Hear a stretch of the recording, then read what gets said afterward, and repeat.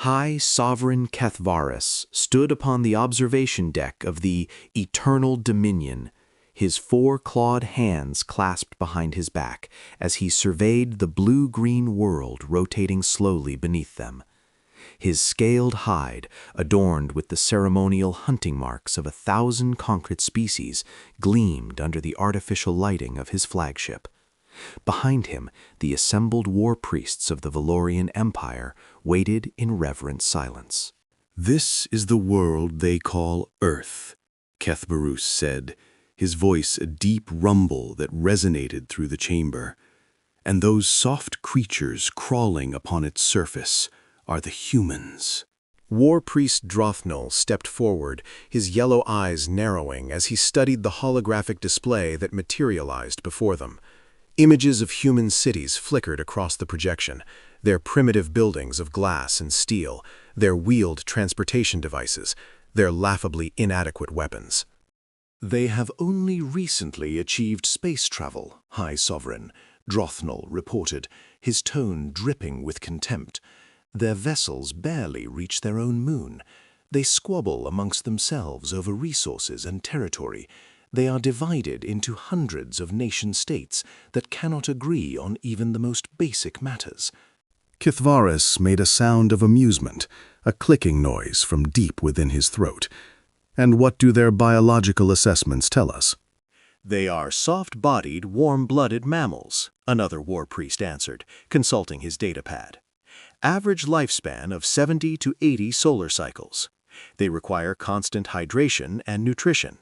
They sleep for nearly a third of their existence. Their bones are fragile, their skin easily punctured. They possess no natural armor, no venomous capabilities, no regenerative abilities worth noting. Their senses are remarkably dull, limited visual spectrum, poor night vision, minimal olfactory range." The assembled Valorians shared looks of undisguised satisfaction. For 10,000 years, the Varketh Empire had expanded across the galaxy, conquering world after world. Their civilization was built upon a simple but brutally effective tradition, the Grand Hunt. Every species they encountered was evaluated as potential prey. Those deemed worthy were hunted for sport, their populations culled, their survivors enslaved to serve the Empire's endless hunger for expansion. The Valorians themselves were apex predators, evolved from a reptilian species on a death world where only the strongest survived. They stood 8 feet tall on average, their bodies covered in armored scales that could deflect all but the most powerful projectiles. Their 4 arms ended in razor-sharp claws capable of rending metal. They could see in near total darkness, track scents across vast distances, and survive in environments that would kill most other species within minutes. For millennia, they had never encountered a prey species they could not conquer. "Humanity will provide excellent sport for the lesser hunters," Kethvaris declared. "Their warriors are barely worthy of our attention, but their numbers are significant. 7 billion specimens. That should satisfy the Empire's appetite for quite some time." "When shall we begin the hunt, High Sovereign?" Drothnol asked eagerly. Kethvaris turned from the viewing port, his lipless mouth stretching into what passed for a smile among his kind. "Immediately. Sound the war horns. Let it be known across the Empire that a new hunting ground has been opened. All hunters of the 4th Circle and above may participate." The announcement sent ripples of excitement through the Valorian fleet. Within hours, hundreds of hunting vessels were streaming toward Earth, each carrying dozens of eager hunters ready to claim human trophies. The great hunt of humanity had begun. The first humans died without understanding what was happening. In the rural heartlands of Kansas, a farming family looked up at the strange lights descending from the night sky, curiosity mixing with wonder. They had no way of knowing that the sleek vessel landing in their wheat field carried a Valorian hunting party, specifically seeking isolated prey. The huntmaster, a veteran named Rethkavar, emerged first. He inhaled deeply, his hunting senses analyzing the air, the scent of growing vegetation, the distant musk of livestock, and there, unmistakable, the warm blood smell of humans. "Spread formation," he commanded his team. "Remember, we take trophies, but we leave witnesses. Terror is essential to proper hunting. It makes the prey behave predictably." The farmhouse lights went out one by one. By morning, the local sheriff would find only blood and signs of struggle. The bodies would never be recovered. Similar scenes played out across the globe. In the mountains of Tibet, a monastery fell silent. Along the Amazon River, entire villages vanished overnight. In the Australian outback, cattle stations were reduced to slaughterhouses. The pattern was always the same: isolated locations, minimal witnesses, maximum carnage. The Valorians were careful. They had perfected the art of the grand hunt over countless millennia. The opening phase was always about establishing fear while avoiding major detection. Let the prey grow paranoid.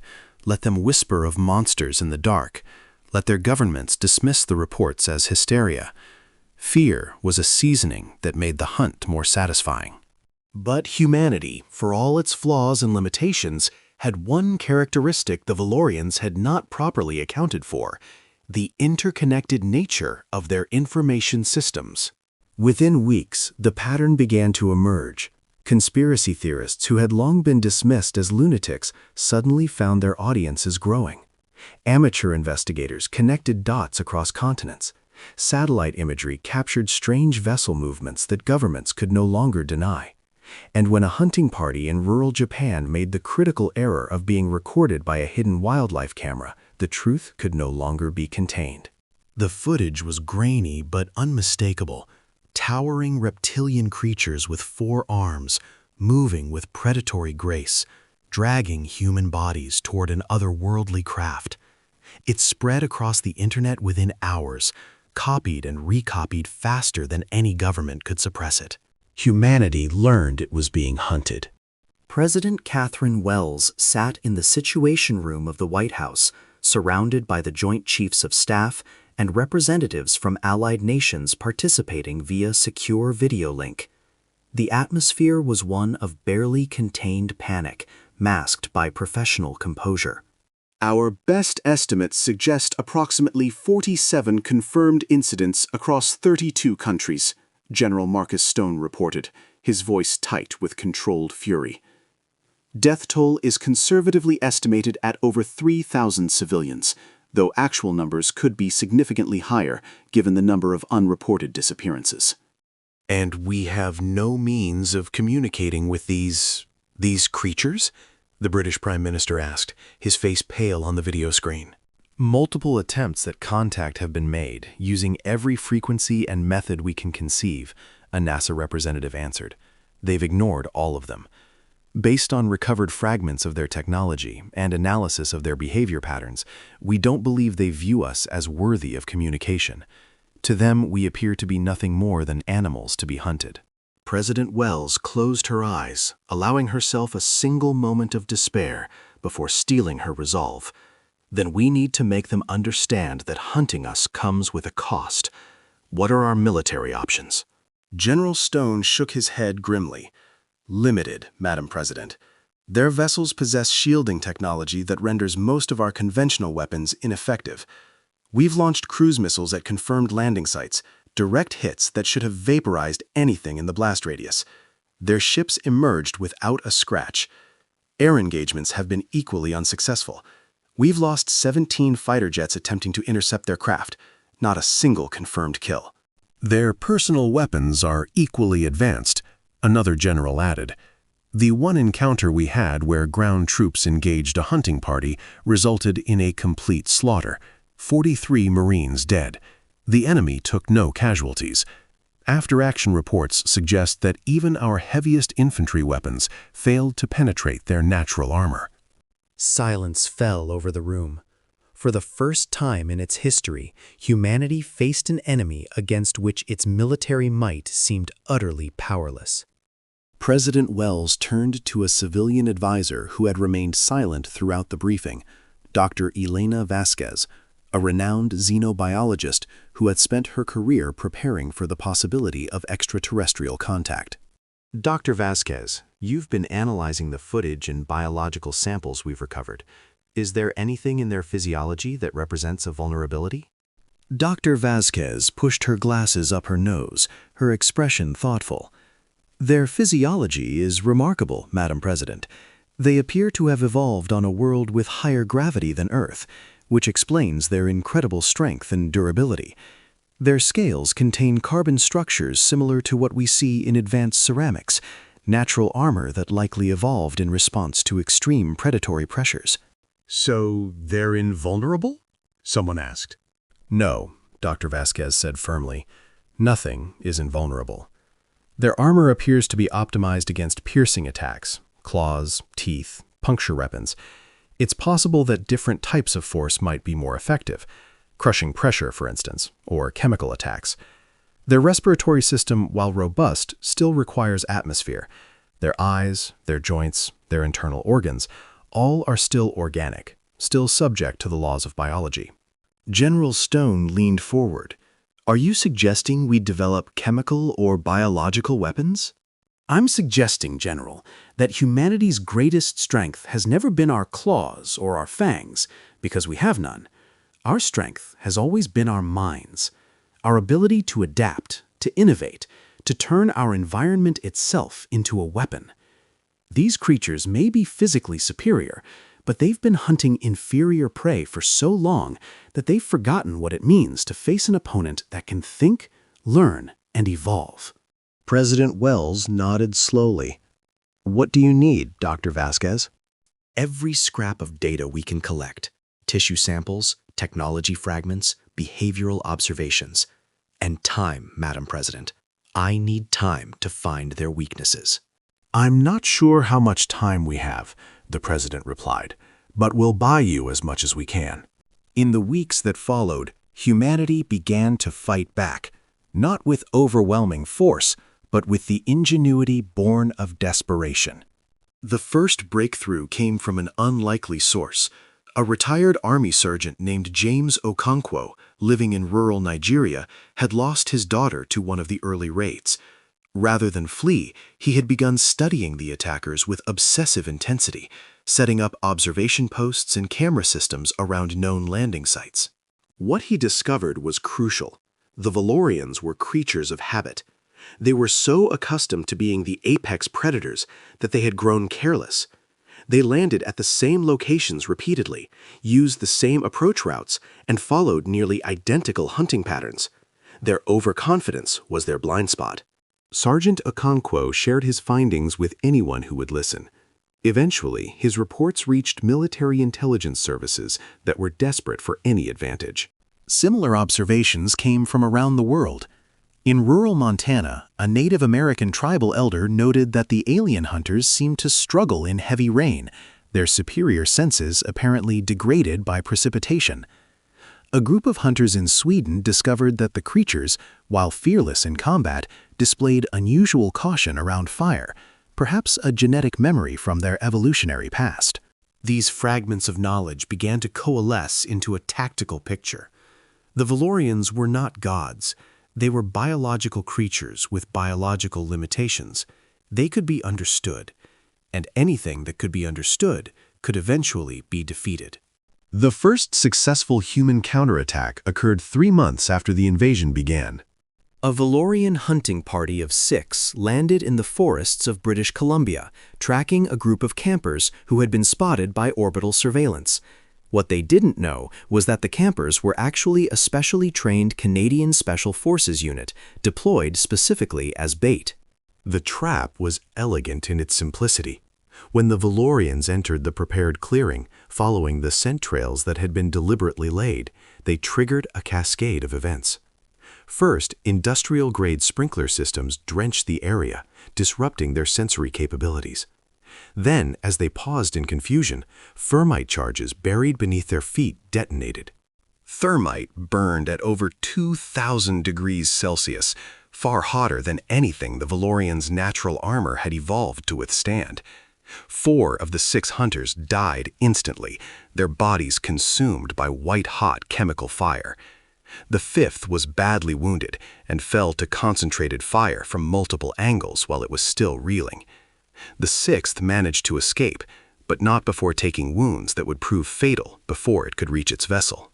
For the first time, humanity had killed its hunters. News of the victory spread through underground networks that had formed to resist the alien occupation. It was a small victory, 6 enemies killed against the countless thousands in the invasion fleet, but it proved something crucial. The Valorians could bleed. They could die. And humanity had only just begun to fight. High Sovereign Kethvaris was not accustomed to reviewing after-action reports from hunting expeditions. Such matters were typically far beneath his attention. But when War Priest Drothnol arrived with news that an entire hunting party had been killed by humans, his interest was reluctantly piqued. "Explain," he commanded. Drothnol's scales had taken on a grayish hue, a sign of shame among their species. The hunting party landed in a forested region of the northern continent. They tracked what appeared to be civilian prey. When they moved to make their kill, they were ambushed, High Sovereign. Ambushed? Kethvaris repeated the word as though it were spoken in an alien language. By humans? Yes, High Sovereign. They used chemical incendiary devices that exceeded the thermal tolerance of our armor. The attack was coordinated and precise. Only one hunter survived long enough to transmit a partial report before succumbing to his wounds. The assembled war priests shifted uncomfortably. This was unprecedented. Prey species, especially ones as technologically primitive as humans, did not ambush Valorian hunters.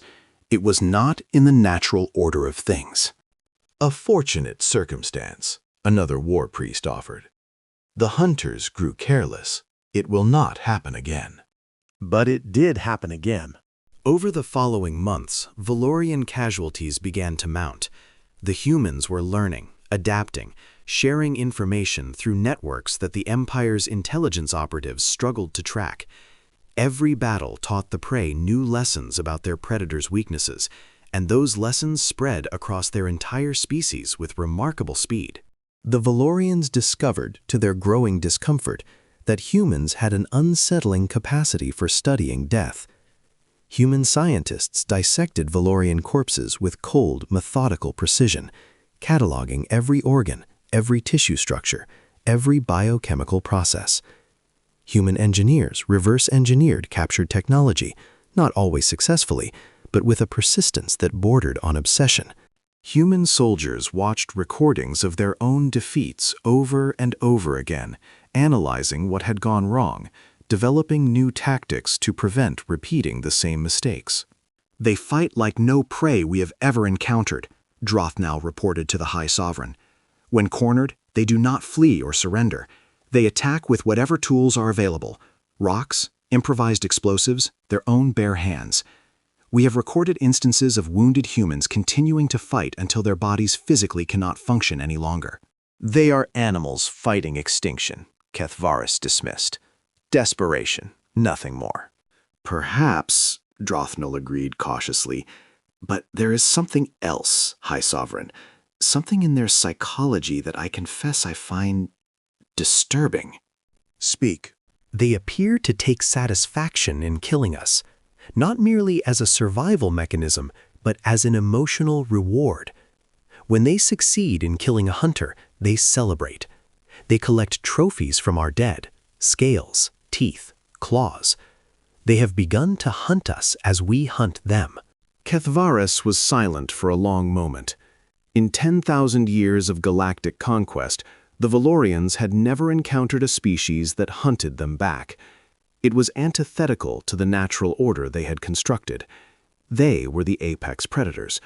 All other species existed only as prey. Then we will teach them their proper place, the High Sovereign declared. The opening phase of the hunt is complete. It is time for the culling. The order went out across the invasion fleet.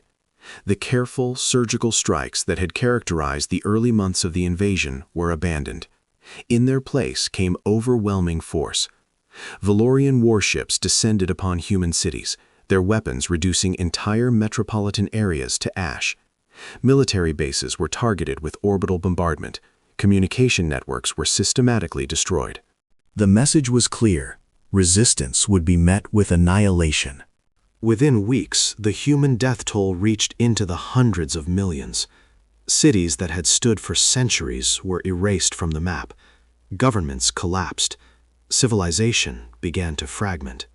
But even as their world burned around them, the humans refused to break. They called it the Long Night, the 18 months following the Valorian escalation. It was humanity's darkest hour, a period when extinction seemed not merely possible, but inevitable. Sarah Chen had been a high school biology teacher before the invasion. Now she was a soldier in the Pacific Resistance, one of dozens of fragmented human military organizations that had risen from the ashes of destroyed nations. She huddled in an underground bunker somewhere in what had once been Oregon, reviewing intelligence reports by the light of a flickering battery-powered lamp. "Satellite imagery confirms another processing ship entering orbit," said Commander Wei, a former naval officer who now led their ragged cell of fighters. "They're landing in the old Portland zone. Estimated 3,000 to 4,000 civilians in the holding pens." Sarah closed her eyes, feeling the familiar weight of grief and rage that had become her constant companions. The processing ships were abattoirs, orbital facilities where captured humans were slaughtered, their bodies rendered into protein paste that fed the Valorian war machine. The Empire had stopped viewing humans merely as sport. Now they were also a resource. "We can't reach Portland," she said quietly. "The patrols between here and there are too heavy." "I know," Commander Wei replied, his voice hollow. "But we can make them pay for it." That was all they could do anymore, make the enemy pay. The grand dreams of driving the Valorians from Earth had faded in the face of overwhelming enemy firepower. Now survival was victory, and every dead Valorian was a triumph. But even in this darkness, humanity's peculiar genius continued to manifest. Dr. Elena Vasquez had survived the destruction of Washington, D.C. by sheer luck. She had been at a remote research facility when the capital was obliterated. Now she worked in a network of underground laboratories hidden beneath the Colorado Rockies, coordinating the remnants of humanity's scientific community. Her work had begun to bear fruit. "The breakthrough came from their biology," she explained via encrypted radio to a gathering of resistance leaders. "Their home world was an extreme environment, high gravity, extreme radiation, toxic atmosphere. They evolved incredibly robust physiology, but that same physiology is optimized for specific conditions, conditions that Earth does not share." "Meaning?" asked General Stone, broadcasting from somewhere in the Appalachian Mountains. "Meaning they have biological vulnerabilities we can exploit. Their respiratory systems, for instance, are designed to filter out very specific toxins, the ones common on their world. They have no resistance to certain compounds that are common on Earth. We've been developing a pathogen that specifically targets their oxygen processing cells. In laboratory conditions, it's proven 100% lethal with no possibility of adaptation." Silence followed this announcement. The implications were staggering. "Biological warfare," someone said finally. "We're talking about developing a species-specific plague." "Yes," Dr. Vasquez confirmed. "I understand the ethical implications. Under normal circumstances, I would never consider such a weapon, but these are not normal circumstances. They are not merely conquering us, they are eating us. Extinction is not an abstract threat, it is an ongoing process. We don't have the luxury of moral absolutism."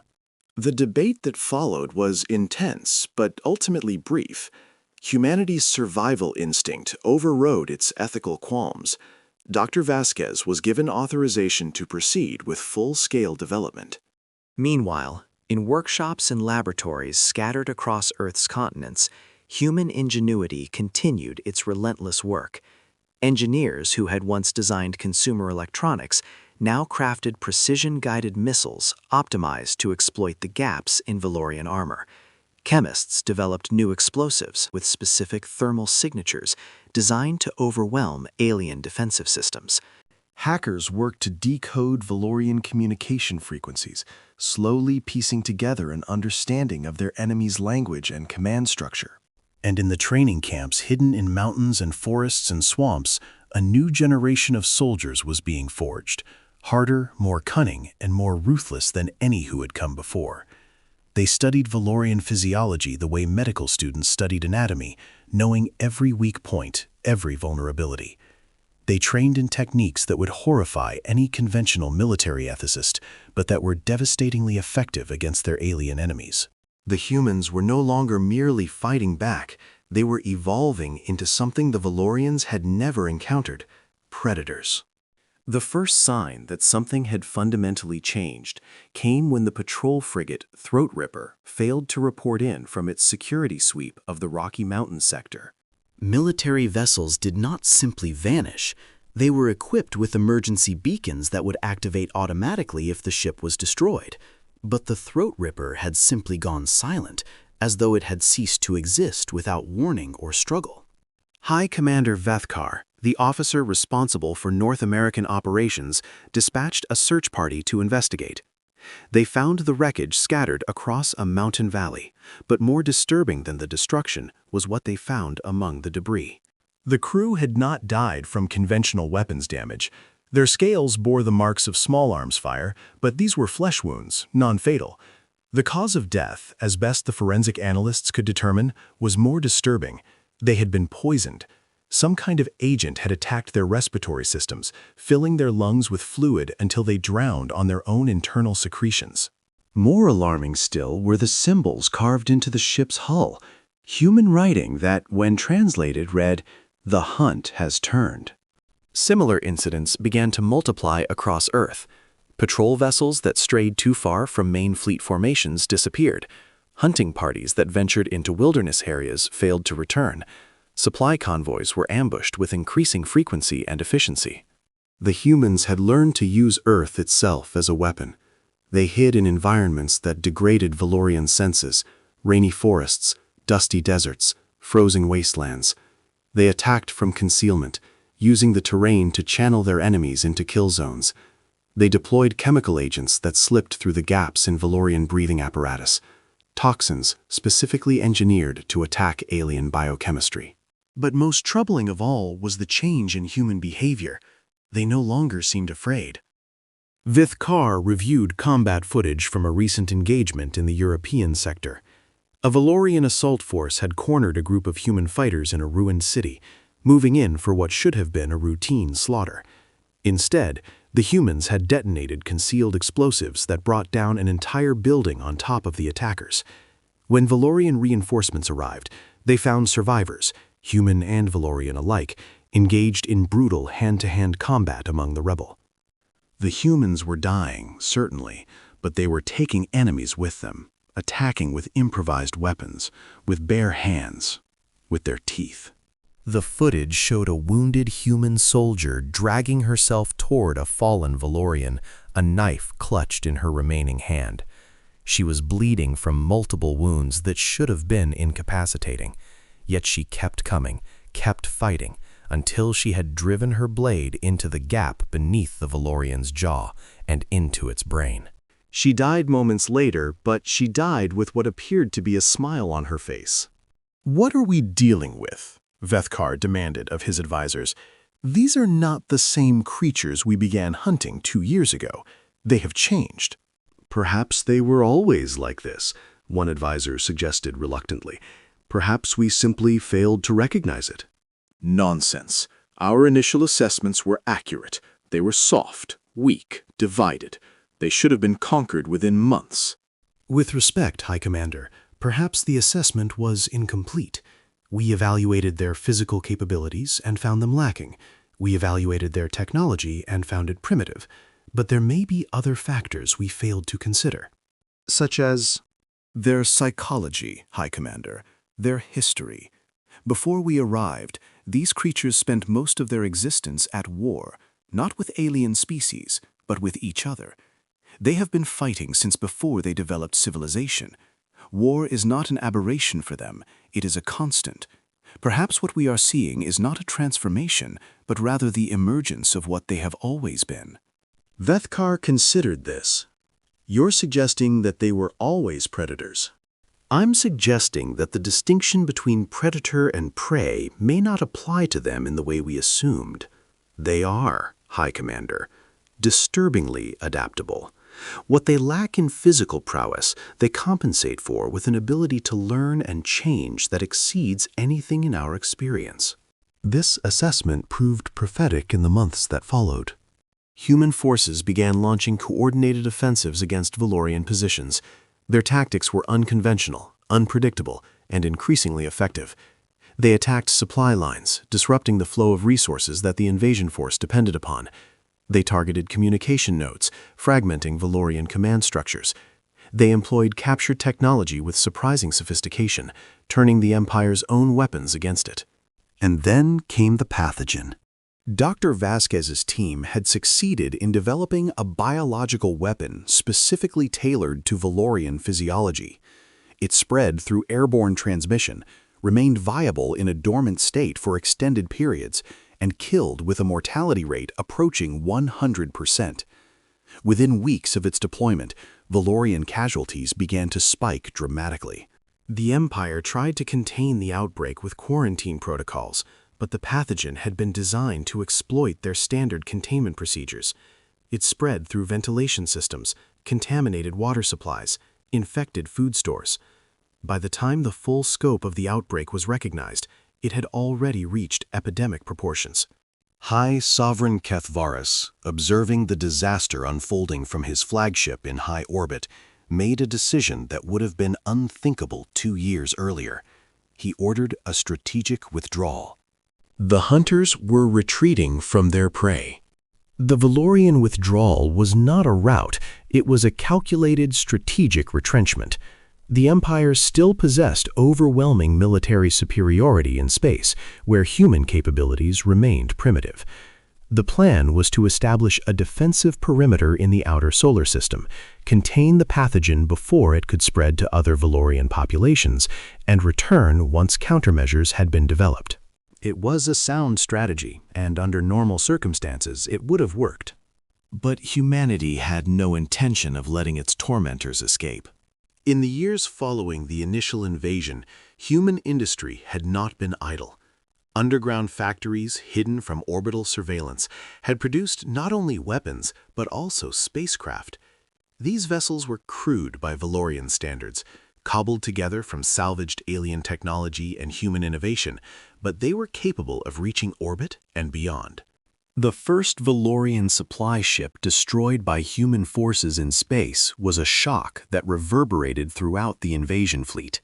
The attacking vessel had been a former mining tug, refitted with captured weapons and piloted by a crew of volunteers who knew they were unlikely to return. They succeeded in crippling the supply ship before they were destroyed by defensive fire. But their sacrifice demonstrated a crucial truth. Humans could fight in space. More attacks followed. Human spacecraft, operating in swarms that compensated for their individual weakness, harassed Valorian forces throughout the withdrawal. They targeted stragglers, disrupted formations, and forced the enemy to divert resources to defense that should have been used for evacuation. Meanwhile, on Earth, the remaining Valorian ground forces found themselves increasingly isolated. Cut off from orbital support and ravaged by the pathogen, they were reduced from hunters to hunted. Human forces tracked them with the same patient, methodical intensity that the Valorians had once applied to their own prey. General Stone, now commanding unified human military forces, received reports of the last Valorian stronghold on Earth, a fortified position in what had once been Siberia, where approximately 3,000 enemy soldiers had consolidated in a desperate attempt to hold out until rescue arrived. "They're requesting terms," his aide reported, unable to keep the disbelief from her voice. "They want to negotiate a surrender." Stone was silent for a long moment, considering. The war had cost humanity billions of lives. Entire civilizations had been destroyed. Species extinction had been a real possibility. The memory of the processing ships, where captured humans had been rendered into food paste, remained fresh and raw. Inform them, he said finally, that we accept their surrender. They will be treated according to the laws of war. We are not them. Some argued that the decision was too merciful, that the Valorians deserved extermination for what they had done. But Stone understood something that the hardliners did not. The war was not over. The retreating fleet still represented a formidable enemy, and beyond them lay an empire that spanned dozens of star systems. Humanity needed intelligence about that empire, and the prisoners would provide it. More importantly, Stone understood that the moment humanity abandoned its principles in pursuit of vengeance was the moment it became no different from its enemies. The Valorians had viewed humans as animals, as prey to be slaughtered without moral consideration. If humans responded in kind, they would prove the Valorians right. The Siberian garrison surrendered after a brief negotiation. For the first time in their history, Valorian soldiers laid down their weapons before an enemy they had once considered inferior. But while one battle ended, another was just beginning. The Valorian retreat had carried them to the outer reaches of the solar system, where they established a defensive position among the moons of Jupiter. From there, they planned to contain the pathogen, rebuild their forces, and eventually return to complete the conquest of Earth. What they had not anticipated was that humanity would follow them. The ships that emerged from Earth's atmosphere over the following months were unlike anything the Valorians had expected. Human engineers had not merely copied captured technology, they had improved upon it. They had analyzed Valorian designs with fresh eyes, identified inefficiencies and limitations that the Empire had accepted for millennia, and developed solutions that were both innovative and devastatingly effective. The Vengeance, humanity's first purpose-built warship, led the fleet. It was commanded by Admiral Catherine Wells, the former president who had stepped down from political leadership to personally oversee the war effort. At her side was Sarah Chen, who had risen from high school teacher to resistance fighter to naval strategist. "We're detecting their defensive perimeter," Chen reported, studying the tactical display. "Approximately 40 vessels in a screening formation around Callista. Main fleet elements are deeper in the system, concentrated around Ganymede." Admiral Wells nodded. "Signal the fleet. We execute Operation Homecoming as planned." Operation Homecoming was not merely a military offensive. It was a statement of intent. Humanity was not content to simply repel the invasion. It intended to pursue its attackers, to demonstrate that there was no safe distance, no refuge from human retribution. The Battle of Callisto was humanity's first major fleet engagement. It was brutal, costly, and ultimately decisive. Human ships, employing tactics that the Valorians had never encountered, tore through the enemy formation. They used their smaller size and greater maneuverability to evade the heavy weapons that the Valorians preferred, attacking at close range, where their enemies' advantages were minimized. The pathogen, still spreading through the Valorian fleet despite quarantine efforts, had weakened many of the defending ships' crews. Human forces exploited this mercilessly, targeting vessels that showed signs of reduced operational capacity. When the battle ended, the Valorian screening force had been destroyed. 11 human ships had been lost, with heavy casualties aboard many others, but the path to the main enemy fleet was now open. Over the following weeks, humanity pressed its advantage. The Valorians, battered by the pathogen and facing an enemy that seemed to materialize out of nowhere to strike at their weakest points, fell back again and again. Their retreat carried them to the edge of the solar system, to the point where they would have to make a crucial decision: stand and fight or flee into interstellar space. High Sovereign Varketh chose to fight. The Battle of the Outer Dark, as it came to be known, was the largest naval engagement in human history. The combined Valorian fleet, nearly 100 vessels, faced a human force of comparable size. But the numbers were misleading. Human ships, while numerous, were generally smaller and less heavily armed than their Valorian counterparts. On paper, the battle should have been a crushing Valorian victory. It was not. Humanity had learned that direct confrontation with superior enemy firepower was a losing strategy. Instead, they employed asymmetric tactics, hit-and-run attacks, electronic warfare, swarm strikes that overwhelmed point defense systems. They targeted engines and life support rather than trying to destroy ships outright, leaving crippled vessels adrift while their crews slowly died. And they used the pathogen as a weapon of terror. Missiles loaded with concentrated pathogen samples were fired at Valorian ships, not to destroy them, but to contaminate them. The psychological effect was devastating. Valorian crews, knowing that a single breach in their hull could spell death for everyone aboard, fought with fear rather than confidence.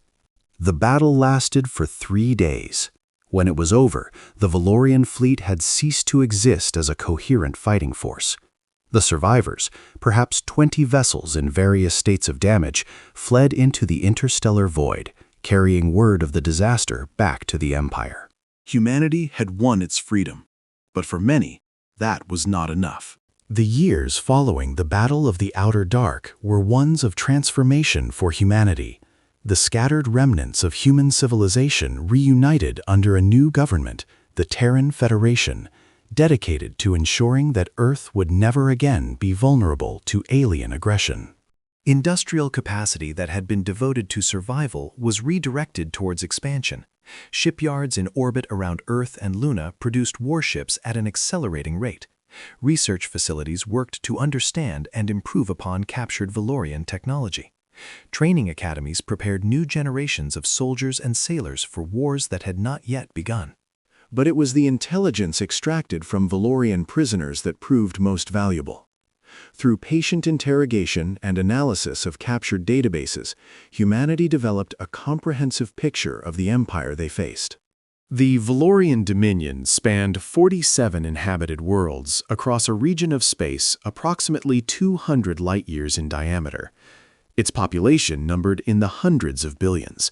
Its fleet comprised thousands of warships.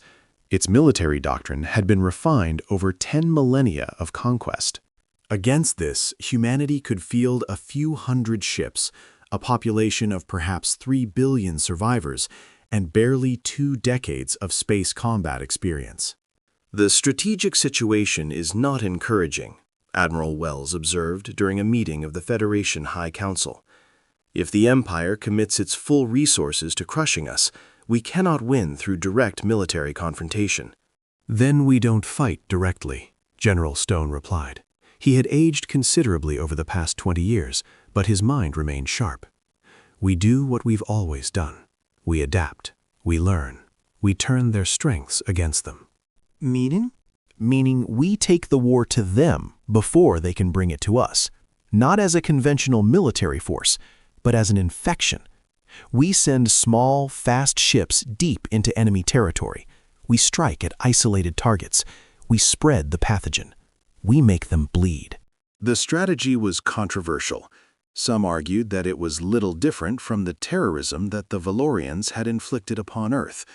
Others pointed out that humanity could not claim moral superiority while employing weapons of mass destruction against civilian populations. In the end, necessity trumped ethics. The Federation authorized Operation Darkfall, a campaign of asymmetric warfare designed to weaken the Valorian Empire from within. The first Darkfall raids were launched 6 years after the invasion's end. Small task forces, equipped with stealth technology reverse-engineered from captured systems, slipped across the frontier into Valorian space. They struck at mining colonies, supply depots, and communications relays. They deployed the pathogen in populated areas, then vanished before retaliation could arrive. The effect on the Empire was dramatic. For the first time in their history, the Valorians faced an enemy they could not contain, could not predict, could not defeat through overwhelming force. Human raiders appeared without warning, struck with devastating efficiency, and disappeared back into the void. Every attempt to track them back to their bases failed, Every trap set to capture them was evaded or turned into an ambush. The pathogens spread through the Empire like wildfire. Despite increasingly desperate quarantine measures, it reached world after world, killing millions of Valorians. The labor shortages that resulted disrupted industrial production, agricultural output, and military readiness. The Empire began to contract, pulling resources back from peripheral systems to protect its core worlds. And with each retreat, humanity advanced. Federation forces claimed the abandoned systems, establishing forward bases that extended their reach ever deeper into what had been enemy territory. They liberated slave populations, members of dozens of species that had been conquered by the Valorians over the millennia, and found in them willing allies for the war of liberation. The Empire discovered, to its horror, that the humans were not merely attacking them. They were building a coalition, uniting the countless species that the Valorians had subjugated into a force that threatened to tear the Dominion apart from within. The final battle for the Valorian homeworld came 30 years after the first alien hunting ship had landed on Earth. High Sovereign Kethvaris, ancient now and weakened by age, watched from his command bunker as the Allied fleet entered orbit around Valoria Prime. The ships represented a dozen different species, human, Thraxian, Catheni, Valdorian, and others, united in their determination to end the empire that had oppressed them for so long. The defenses of Valoria Prime were formidable. This was the heart of the Dominion, the world from which the Valorians had launched their conquest of the galaxy. Its orbital fortifications represented 10,000 years of military engineering. Its garrison comprised the finest warriors the Empire could field. But it was not enough. Admiral Sarah Chen, now commanding the combined Allied fleet, directed the assault with cold precision. Human task forces struck at the defensive platforms, exploiting weaknesses that decades of study had revealed. Thraxian heavy carriers deployed swarms of fighters that overwhelmed the Valorian point defense systems. Catheni assault ships, crewed by a species that the Valorians had once enslaved for their ability to function in vacuum, boarded and captured key installations. The battle lasted for 3 days. The Valorians fought with the desperation of a species facing extinction, but they were overwhelmed by enemies they had created through centuries of cruelty. Every slave they had taken, every world they had ravaged, every species they had hunted, all came together in that final reckoning. When the orbital defenses fell, the ground assault began. Human Marines, veterans of the liberation campaigns, led the advance into the Valorian capital. They fought through streets where the architecture spoke of a proud civilization, past monuments celebrating conquests that had brought misery to countless worlds. Kethvaris, too old and weak to flee, awaited them in his throne room. When the doors burst open, he found himself facing a human soldier, a woman whose face bore the scars of battles he could not imagine. "So," he said, his voice a dry whisper, "the prey has come to claim its trophy." The woman studied him without emotion. "We're not here for trophies. We're here to end this." "And what will you do with us?" Kethvaris asked. "Exterminate us as we would have exterminated you? You would be justified. We showed you no mercy." The woman shook her head. "We considered it. After everything your people did to us, there were many who demanded it. But we chose differently." Why? Because that's the difference between us. You saw us as prey because we were weaker than you. We see you as a defeated enemy, but an enemy nonetheless, not animals to be slaughtered. You'll face justice for your crimes. Your leaders will be tried. Your military will be dismantled. Your empire will end. But your species will survive." Kethvaris stared at her, uncomprehending. In 10,000 years, the Valorians had never shown such restraint to a defeated enemy. It was not in their nature. They were predators, and predators did not spare prey. But these humans, these soft, weak, short-lived creatures, had proven themselves something the Valorians had never encountered, predators who could choose to be merciful. I do not understand you, Kethvarus Imazid. The woman smiled, though there was no warmth in it. No, you don't, and that's why you lost. The formal surrender of the Valorian Dominion was signed on the same day that marked the 40th anniversary of the first alien landing on Earth. The ceremony was held in orbit around Valoria Prime, aboard the Remembrance, a ship named for the billions of humans who had died in the war for survival. Admiral Chen, now elderly but still sharp-eyed, represented the Terran Federation. Around her stood representatives of the countless species that had joined humanity's fight: the insectoid Thraxians, the amphibious Cathini, the enigmatic Valdorians, and dozens of others. They had fought together, bled together, and now they stood together in victory. The Valorian delegation was led by War Priest Drothnall, one of the few surviving members of the original invasion command. He had aged considerably, his scales faded and cracked. The proud predator who had once dismissed humans as easy prey now bowed his head before them. "The Valorian Dominion acknowledges defeat," he said, his voice hoarse. "We submit to the terms of surrender. Our military forces will be disbanded. Our leadership will face justice. Our empire is no more." Chen accepted the formal instruments of surrender, then turned to address the assembled crowd, a mixture of allied representatives, human dignitaries, and media from across the galaxy. 40 years ago, the Valorian Empire came to Earth seeking prey. They found us weak, divided, and unprepared. They believed they would add our species to the countless others they had hunted to extinction. They were wrong. She paused, letting the weight of her words settle. We did not defeat the Valorians because we were stronger than them. By every conventional measure, we were weaker. We did not defeat them because we were more numerous. They killed billions of us in their initial assault. We did not defeat them because we possessed superior technology. Until we captured theirs, our technology was generations behind. We defeated them because we refused to accept the role they assigned us. They called us prey. We proved ourselves predators. Not by becoming like them, not by embracing cruelty and conquest, but by demonstrating that true strength comes not from the ability to dominate, but from the ability to endure, to adapt, to overcome. The Valorians thought they understood us. They saw our short lifespans and thought us insignificant. They saw our soft bodies and thought us weak. They saw our internal conflicts and thought us divided. But they failed to see what truly defines humanity: our refusal to surrender, our capacity for change, our ability to unite against common threats. This war is over, but let its lessons be remembered by all species who might contemplate aggression against humanity or our allies. We do not seek conflict. We do not desire conquest.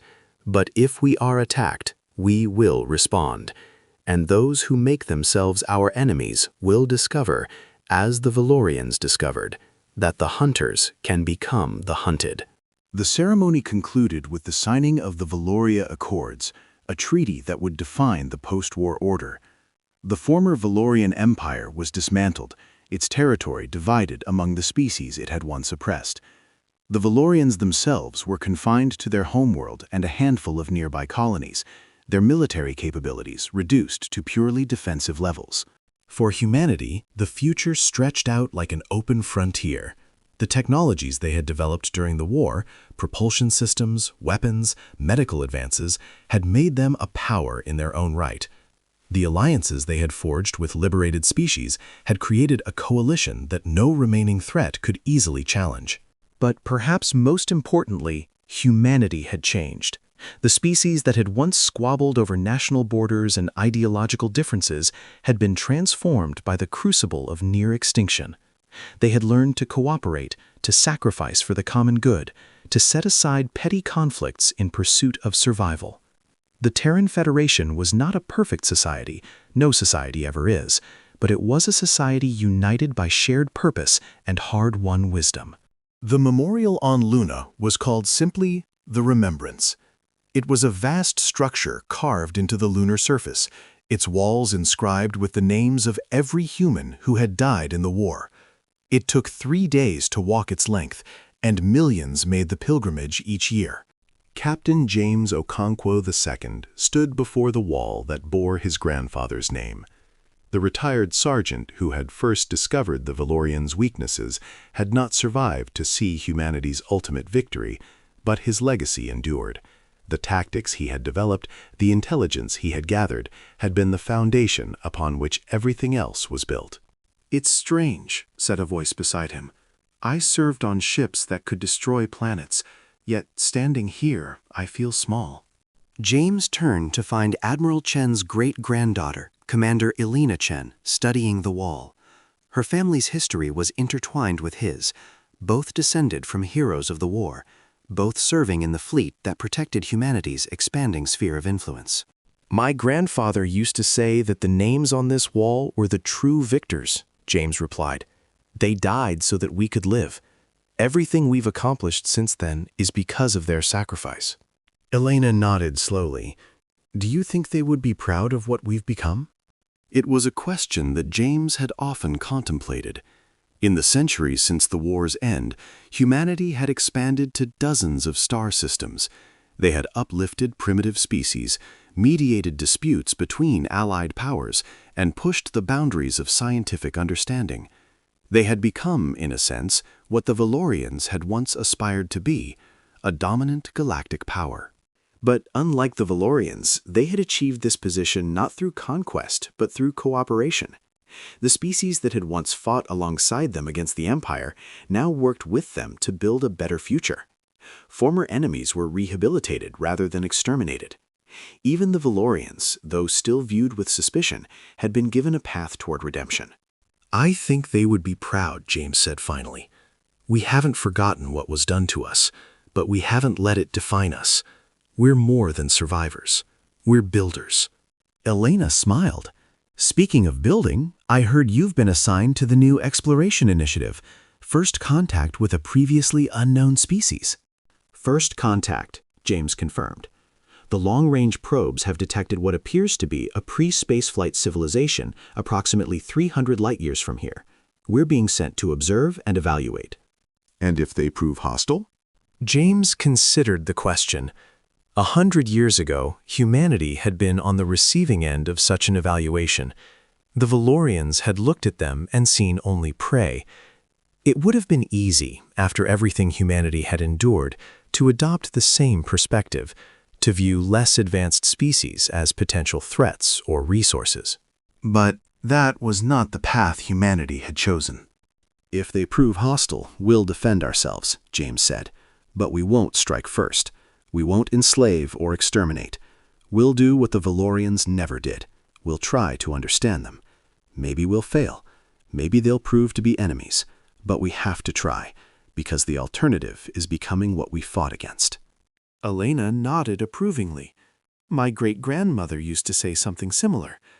The measure of a civilization is not how it treats its equals, but how it treats those who cannot resist it."